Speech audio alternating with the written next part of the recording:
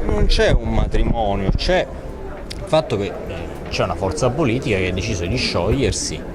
e di sostanzialmente confluire nel Partito Democratico in una logica di riconoscimento del Partito Democratico che c'è della sua linea politica.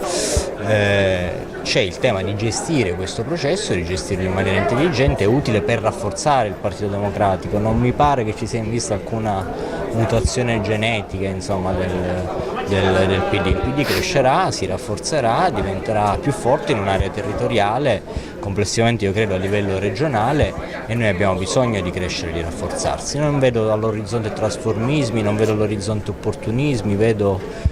la volontà da parte di alcuni parlamentari, di tanti consiglieri comunali, di una realtà politica presente anche in questa provincia, forse in questa provincia più che in ogni altro territorio di questa regione, di aderire al PD e aderire in una logica di rafforzamento del Partito Democratico. Senta, a livello locale però ci sono ancora dei problemi riguardo alla confluenza, alle candidature amministrative, verranno risolti o Articolo 4 porterà dei candidati a sé stanti?